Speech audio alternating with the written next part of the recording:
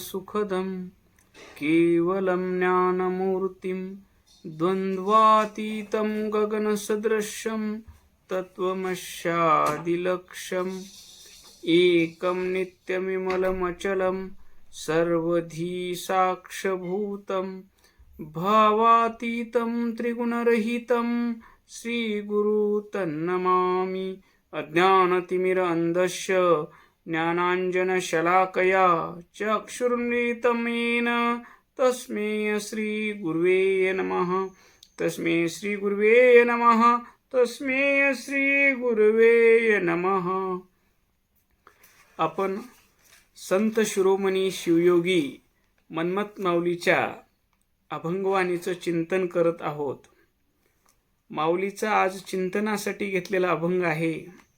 जाणूनी न नेने माझे मन आपली प्रेम खून देऊनिया मग मी संसारी असेन व्रतस्थ जैसे हो जळात पद्मपत्र ऐकूनी न ऐके निंदा स्तुती कानी जीविकाऊन मन्नी योगीराज देखूनी न देखे प्रपंच हा सृष्टी स्वप्नीची या दृष्टी चेविलिया बोलूनी अबोल असावे लौकिक निर्वाणी निशंक देह भान मन्मथ म्हणे ऐसे करी कोण वेळा जेवी लवन जळा मिळे तेवी मग मी संसारी असेन व्रतस्थ जैसे हो जळात पद्मपत्र।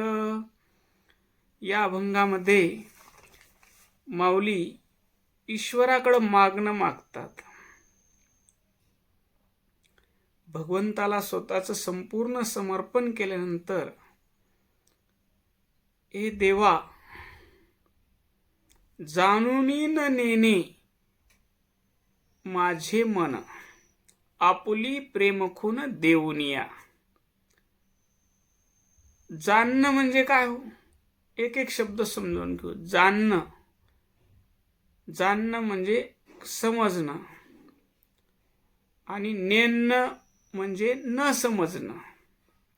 मला जरी समजलं, मला जरी कळालं की आत्मस्वरूपात भगवान विराजमान आहेत, माझं आत्मस्वरूप म्हणजेच शिव आहेत, ह्या गोष्टीचं जरी मला ज्ञान झालं तरी मी ते मला त्याची जाणूनी तेची होई जे झालेपणाचा आठव आठी जे जाणून तेच शिवस्वरूप आहे म्हणता म्हणता स्वतः शिवस्वरूपच होऊन जावं आणि मी झालो अशी आठवणही राहू नये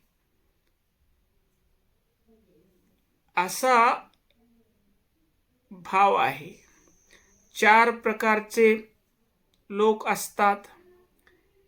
एक नेणून नेणता, दुसरा नेणून जाणता, तिसरा जाणून जाणता आणि चौथा जाणूनी नेणता। आता एक एक प्रकार आपण पाहू। नेणूनी नेणता म्हणजे याला प्रपंचाचंही काही कळत नाही आणि परमार्थाचंही काही कळत नाही। त्याच्याकडे सामान्य ज्ञान कसं उठावं, कुठं खावं, कुठं बसावं काहीच त्याच्याकडं नॉलेज नसतं। त्याला म्हणायचं नेणूनी नेणता। याचं उदाहरण जर बघायचं असलं तर एक दृष्टांत सांगता येईल। एक मुलगा घरी कोणी सोयरे आले की जाऊन बसायचा। आई सोयऱ्याच्या समोर, आई मला 2 रुपये दे, मी टोपो घेऊन खाणार आहोत। 15-20 वर्षाचा मुलगा असं म्हणल्यावर आई वडील काय म्हणते, काय रे मूर्खासारखं वागतोस, तू मोठा झालेस, आता तुला कळालं पाहिजे। सोयऱ्याला आल्यावर पाय धुवायला पाणी देवं, कपाळाला लावायला भस्म देवं, चमचा साखर देवं, हे तर करायचं लांबच राहिलं। आणि आई मला 2 रुपये दे, मी टोपो खाणार आहोत, मूर्खासारखं बोलत जाऊ नको। असं घरचे प्रत्येक गोष्टीत कोणत्याही गोष्टीत ते असंच करायचा। मग त्याला वाटलं आपल्याला हे इथले लोक आपलं महत्त्वच कळणार गेले, मला मूर्ख म्हणून लागल्यात, मग इथून आपण कुठं लांब गेलं पाहिजे की आपल्याला मूर्ख म्हणणार नाहीत. मग तो दुसऱ्या गावाला गेला. दुसऱ्या गावाला गेल्यानंतर एका नदी वाहत होती.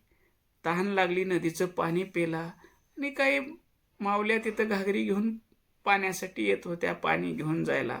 त्यानं पाणी पेला आणि पुन्हा खॉक करून त्या पाण्यात थुकला.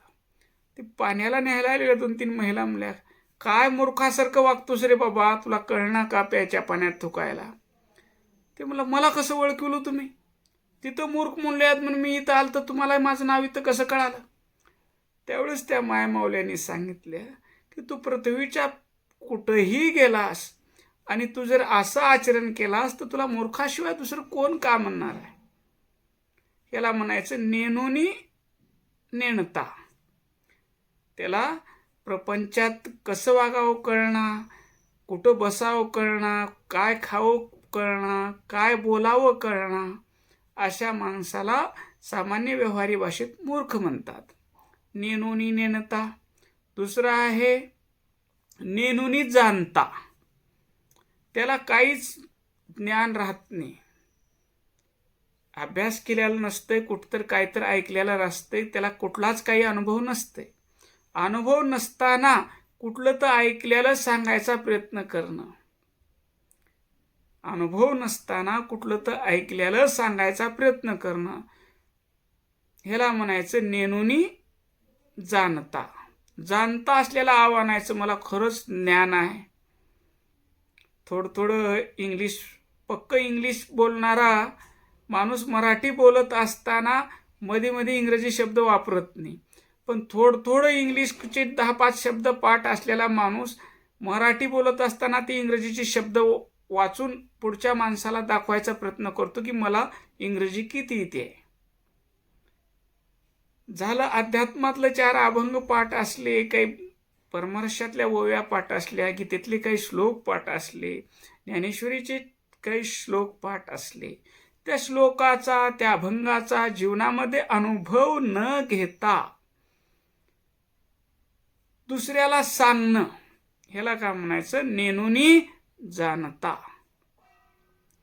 आणि तिसरा प्रकार जाणोनी जाणता, म्हणजे त्याला प्रपंचात कसं वागावं, शेती कसं करावं, व्यापार कसं करावं, नोकरी कशी करावी, त्याच्यानंतर ईश्वराची भक्ती कशी करावी, ईश्वराची पूजा कशी करावी, कोणते ग्रंथ वाचले पाहिजेत, हे प्रपंचाचंही ज्ञान असतं आणि परमार्थाचंही ज्ञान असतं.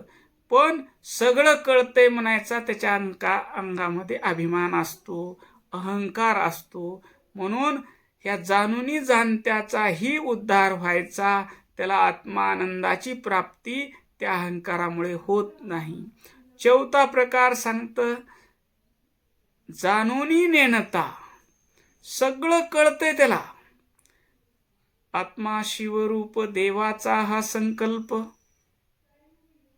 आत्मा माझा शिवरूप आहे, माझ्या हृदयात आनंद स्वरूप, प्रेम स्वरूप, सुख स्वरूप, चित आनंद स्वरूप, चिदानंद स्वरूप परमात्मा विराजमान आहे आणि तोच परमात्मा सर्व सृष्टीत विराजमान आहे असा त्याला कळालेलं असतं. कळूनही तो मला कळालं म्हणून सांगत फिरत नाही. मला कळालं, मला आत्मज्ञान झालं म्हणून सांगत फिरत नाही. मला अनुभव आला असं सांगत फिरत नाही. जाणुनी न नेणे करी माझे मन. माऊलीसारखे महान संत म्हणतात, हे देवा, मला जरी तुझ्या स्वरूपाचं ज्ञान झालं तरी मला नेंत कर, तुझा बालक कर, माझा बाल स्वभाव ठेवू, मला काही कळत नाही असं कर. लहान बालक जसं राहतं आईच्या भरोश्यावर, तसं मला देवा तुझं बालक कर. मला कळतंय असं जर मला वाटलं तर माझ्या अंगात अहंकार येईल आणि माझं पतन होईल. माझ्या आध्यात्मिक प्रगतीमध्ये बाधा येईल. म्हणून देवा, मला जरी कळालं असलं तर तुझ्या कृपेनं कळालं. मला देहाला चालवणारा मी यंत्र आहे आणि तू यंत्राचा चालक आहेस. माझा देह म्हणजे यंत्र आहे, तू त्याचा चालक आहेस. माझं मन जे तुझं स्मरण करतंय ते तुझ्या सत्तेनं स्मरण करतंय. माझी वाणीतून जे शब्द प्रगट होतात ते माझे नाहीत देवा, तूच हृदयात बसून बोलत आहेस. श्रोते 1000 जमले तर मला खुशी व्हायची गरज नाही, किंवा 5 जमले तर मला दुःखी व्हायची गरज नाही देवा. हृदयात बसून सांगणारा तूच आहेस, ग्रंथ रूपानं तूच आहेस, आणि पुढं बसलेल्या श्रोत्याच्या रूपानं देवा तूच आहेस. तिथं मी सांगणारा असा अभिमान येऊ देऊ नकोस देवा, असा अहंकार मला येऊ देऊ नकोस. जाणूनी न नेणे, मला जरी सगळं कळत असलं तरी नेंत बनव, लहान लेकरासारखं बनव, निष्पाप बनव. माझी आई जसं करते सगळं, माझी आईच मला खाऊ घालते, माझी आईच मला कपडे घालते, माझी आईच माझ्या पाठीवर माझ्या हाताने गिरवून घेते. त्या लहान लेकराचं जसं विश्व आई असते तसं माझं विश्व देवा तूच असावं, तूच माझ्याकडून सगळं करून घेत आहेस असा भाव असावा माझा. तिथं मी असा भाव कधीही येऊ देऊ नकोस. जाणूनी न नेणे, या मनाला कधीच वाटलं नाही पाहिजे की मी परमरसाचं पारायण करतो, मी भक्ती करतो, मी भजन करतो, मी प्रवचन करतो, मी कीर्तन करतो, मी मोठा महाराज आहे. असा जिथं जिथं मी येईल तिथं तिथं माझं पतन होईल देवा. माझ्या मनात सगळं काही तूच करतो आहेस असा भाव राहू दे. जाणूनी न नेणे करी माझे मन, आपुली प्रेम खून देऊन या. मग हे मन होण्यासाठी देवानं दिलेली प्रेम खून काय, प्रेमानं दिलेली खून काय, तर भगवंताचं नाम आहे. भगवंताचं नाम आहे, नामाची प्रेम खून आहे.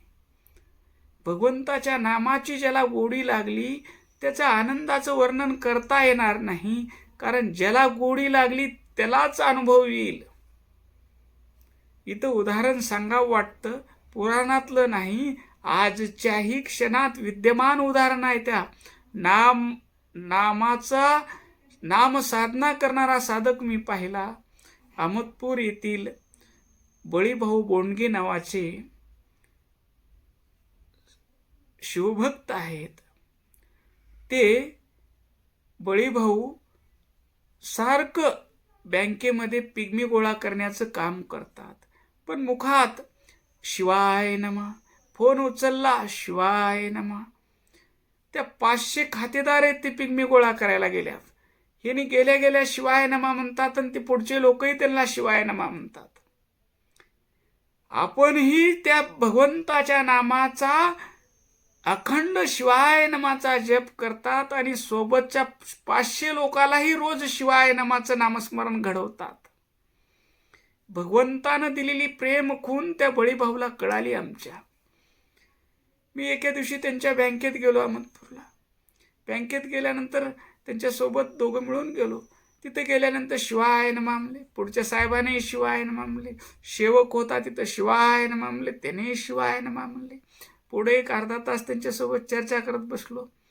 मग ग्राहक आला, तिथं शिवाय नमा एवढी स्लिप भरून द्या. अखंड त्या माणसाला भेटलं की बघणाऱ्याला शिवाय नमा आपोआप अंतकरणातून निघतं. ही त्याची नाम साधना आहे, नामावरलं प्रेम आहे. ही देवानं दिलेली प्रेम खून आहे, जी देवाला जोडणारी आहे. प्रेमानं दिलेली देवानं वस्तू म्हणजे कोणता असेल तर ते भगवंताचं नाम आहे. रस्त्यानं चालले आमचे बळीभाऊ, का चालले शिवाय नमा, त्यांचं नावच शिवाय नमा म्हणूनच बोलतात. त्यांना फोन करायचं म्हणजे कोणताही त्यांचा खातेदार असो शिवाय नमा म्हणतो.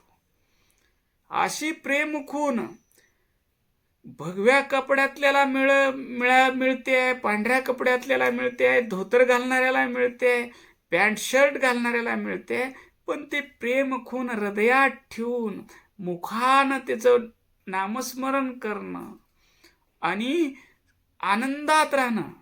ते बळीभाऊ सारखं आनंदात राहतात. अखंड त्यांच्या मुखामध्ये उठल्यापासून झोपेपर्यंत शिवाय नमा 1000 वेळेस तर ते शिवाय नमा म्हणत असतील. त्याच्यामुळं ते आहे त्या परिस्थितीमध्ये अत्यंत आनंदानं राहतात. भगवंताच्या नामाचा त्यांना आनंद मिळतो, कारण त्यांना देवानं दिलेली प्रेम खून आहे. ते प्रेम खून त्यांच्या मुखात आहे, त्यांच्या हृदयात आहे, त्यांच्या मनात आहे. म्हणून ते सारखं भगवंताचं नाम करतात आणि शिवाय नमा म्हणतात. अशा भक्ताला बघितलं की प्रत्यक्ष भगवंत भेटल्याचा आनंद होतो आणि तिथं आपाप कर जुळतात. पुढं माऊली म्हणतात, मग मी संसारी असेन व्रतस्थ, जैसे हो जळात पद्मपत्र.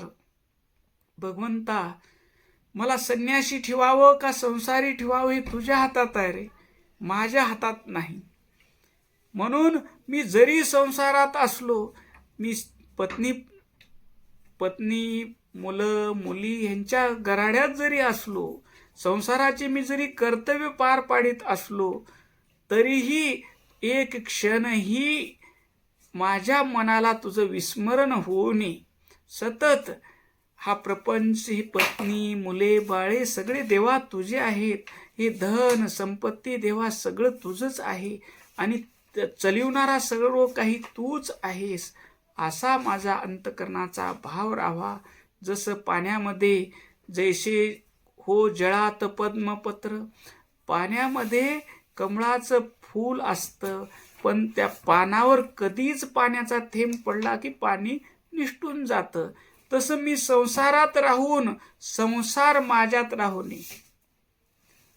मी जरी संसारात असलो तर माझं मन देवा तुझ्या चरणापाशी असावं. जहाज पाण्यात असल्यावर काही फरक पडत नाही, पण जहाजात पाणी गेलं तर जहाज बुडतं. तसं माणूस संसारात असला तर काहीच फरक पडत नाही, पण माणसाच्या मध्ये संसार शिरला, भगवंताची जागा जर हृदयात संसारानं घेतलं, मनामध्ये संसारानं घेतलं, तर मग हे देहरूपी जहाज बुडायला वेळ लागणार नाही. कारण तुझी जर कृपा झाली तर काय होणार नाही. संसारातल्या माणसाला नामस्मरण घडल, तुझं स्मरण राहील. एकदा नारद भगवान शिवाकडे गेले आणि सांगितलं, देवा, या प्रपंचात नामस्मरण करणारा सगळ्यात मोठा भक्त कोण आहे?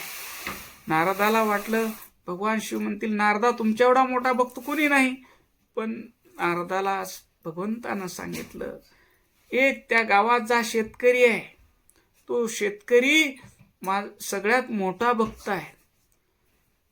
मग गेला नारद त्या शेतकऱ्याकडे. त्यानं पहाटे उठून नांगर धरला, नांगर हाणत शिवाय नमा म्हणत नांगर हाणला. पुन्हा एकदा नांगर सोडला, चटणी भाकरी, हिरव्या मिरच्याचा ठेचा, भाकरी घेऊन न्याहारीला बसला आणि शिवाय नमा एकदा म्हणला आणि न्याहारी केला. पुन्हा पाणी पिताना एकदा शिवाय नमा म्हणला. दुपारी वैरण कापताना एकदा शिवाय नमा म्हणला आणि सांच्यापारी अजून नांगर धरताना शिवाय नमा म्हणला. रात्री जेवण करताना एकदा शिवाय नमा म्हणला आणि झोपताना एकदा शिवाय नमा म्हणून झोपला. असं एक 8 ते 10 वेळेस त्याचं कुठं नामस्मरण झालं असेल. त्यावेळेस नारद कैलासात जातात आणि भगवान शिवाला म्हणतात, काय देवा, तुम्ही काय मोठा भक्त आहे म्हणता. मी तर किती वेळेस नामस्मरण करतो, अखंड माझ्या मुखात भगवंताचं नामचिंतन असतं, तुम्ही म्हणता 8-10 वेळेस नामस्मरण केलं तर त्यावेळेस भगवान शिव म्हणतात की नारदा, ही वाटीभर तेल घे. वाटी काठोकाठ भरून तेलानं दिली आणि तू एक कैलासाची प्रदक्षिणा घालून ये, एक थेंबही सांडायला नको आहे. मग नारदानं वाटीत तेल घेतलं आणि त्या कैलासाची प्रदक्षिणा घालून आले. नारदा, तेल काही सांडलंय का? अहो, कसं सांडल, मी लक्ष ठेवून फिरलो, महादेवानं विचारले, किती वेळा नामस्मरण केलास? एकदा बी झाले नाही. तुम्ही सांगलो लाव एवढीत भरलेली तेलाची वाटी घेऊन जावा आणि तेल बी सांडू देऊ नका. अरे राजा, मग तो ते शेतकरी आहे, त्याला बायको आहे, त्याला लेकरं आहेत, एवढा व्याप संसाराचं ओझं असतानाही तो माझं 8-10 वेळेस नाम घेतो. तुला फक्त एक वाटीभर तेल घेऊन फिरायचं होतं. त्याच्या संसारामध्ये अनंत अडचणी आहेत, अनंत दुःख आहेत. एवढं असतानाही तो 8-10 वेळेस का होईना माझं नाम घेतो, म्हणून तो श्रेष्ठ भक्त आहे. असं संसारात राहून जरी भगवंताचं स्मरण ठेवून काम करणं म्हणजे पाण्यामध्ये कमळाचं फूल राहिल्यासारखं आहे. मग अशी अवस्था झाल्यानंतर पुढं म्हणतात, ऐकूनी न ऐके निंदा स्तुती कानी, जे विकावून म्हणनी योगीराज. हे देवा, माझं सगळं तुला समर्पण झाल्यानंतर कोणी निंदा केलं तर दुःख होतं आणि कुणी स्तुती केलं तर माणूस हुरळून जातो. तुम्ही लई मोठे कीर्तनकार, तुम्ही लई मोठे प्रवचनकार, तुमचे एवढे सबस्क्रायबर, तुमचं एवढं हे, असं कुणी स्तुती केलं तर बरं वाटतं. पण स्तुती ही विषासारखी आहे. कुणी स्तुती केली तर ती विषासारखी आहे आणि निंदा अमृतासारखी आहे. निंदा केलं तर आम्हाला आमचे दोष दिसतील. आम्हाला कुणी चूक सांगितलं तर त्याचे उपकार मानले पाहिजेत आणि कुणी स्तुती केलं तर तिथं सावध राहिलं पाहिजे. अण्णा बसवांना एका वचनात म्हणतात, शरणानी मला माझी स्तुती केल्यानंतर मला सुळावर नेल्यासारखं वाटतं, म्हणून शरणांनो माझी स्तुती करू नका, असं अण्णा बसवांना म्हणायचे. माऊली म्हणतात येतं, ऐकूनी न ऐके निंदा स्तुती कानी.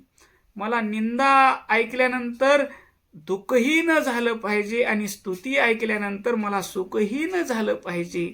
जसं योगी माणूस उन्मन्य अवस्थेत राहतो, त्याला कुणी वंदा, कुणी मान करा, हार घाला, त्याला सुख वाटणार नाही, कुणी अपमान करा, त्याला दुःख वाटणार नाही. ते उन्मन्य अवस्थेत भगवंताच्या आनंदात मग्न असतो. तसं माझंही मन तुमच्या तितकं तल्लीन करा की माझ्या कानाला कुणाची निंदा आणि कुणी केलेली स्तुती ऐकू येऊ नये. पुढे म्हणतात, देखोनी न देखे प्रपंच हा सृष्टी, स्वप्नीची या दृष्टी चेविलिया. दिवसभर मी जे काही पाहीन भगवंता या डोळ्यानं, तुझंच रूप दिसावं. प्रत्येक माणसामध्ये तूच समावलेला आहेस अशा माझ्या अंतकरणाचा भाव असावा. मी जो व्यवहार करत आहे त्या प्रत्येक माणसामध्ये तुझ्याशिवाय दुसरं कोणी नाही, असा माझा भाव असावा. देखोनी न देखे प्रपंच हा सृष्टी. कसं? मग एखादी स्वप्नामधला माणूस, एक राजाचं उदाहरण परमर्शात दिले. राजा मोळी विकायला गेला, बाजारात जाऊन बसला मोळी विकायला आणि तिथं दिवसभर बसला. त्याला मोळी घ्यायला कुणी गिराईक मिळणार गेलं आणि त्याला पाणीही नको, भूक लागलेली आणि जवळ तर पैसाही नको. स्वप्नी राजा मोळी विक्या झाला आणि तेवढ्यात त्याला जाग आली. तर तो कुठं होता? अंथरुणावर होता. तसं हे जीवन म्हणजे एक स्वप्न आहे दीर्घकालीन, जे जन्मापासून सुरू होतं या शरीराच्या आणि मृत्यूला थांबतं. हे स्वप्न आहे समजून मी जीवनामध्ये व्यवहार झाला पाहिजे. देखोनी न देखे प्रपंच हा सृष्टी, हे स्वप्नासारखा संसार आहे असं समजून नित्य माझं मन देवा तुझ्यात राहावं. बोलूनी अबोल असावा लौकिक, निर्वाणी निशंक देहभान. मी जरी बोलत असलो तर भगवंताच्या सत्तेनं बोलत आहे. माझं ह्याच्यामध्ये काही नाही. मी कितीही प्रवचन करू, कीर्तन करू, भजन करू, भगवंत माझ्याकडून करून घेत आहे. म्हणून मला माझ्या बोलण्याचा अभिमान येऊ नये. बोलूनी मी अबोल असावं, निर्वाणी निशंक. तिथं मला शंकाच असू नये, मी बरोबर बोललो का चुकीचं बोललो, मला तिथं शंका असू नये. कारण जे काही बोलणार आहे तो या हृदयात बसलेला भगवंत आहे, त्याच्याशिवाय दुसरं कोणीही नाही. मन्मथ माऊली म्हणतात, मन्मथ म्हणी ऐसे करी कोण वेळा, जेवी लवण जळी मिळे तेवी. जेवढ्या वेळा असं माझी अवस्था किती वेळात व्हावी. चुटकीभर मीठ पाण्यामध्ये टाकल्यानंतर जसं विरघळून पाणी रूप होतं, तसं भगवंता तुझं नाम चिंतन करता करता, तुझं नाम गाता गाता मीही शिवस्वरूप व्हावं आणि एवढी तू माझ्यावर कृपा करावी. ओम शांती शांती शांती.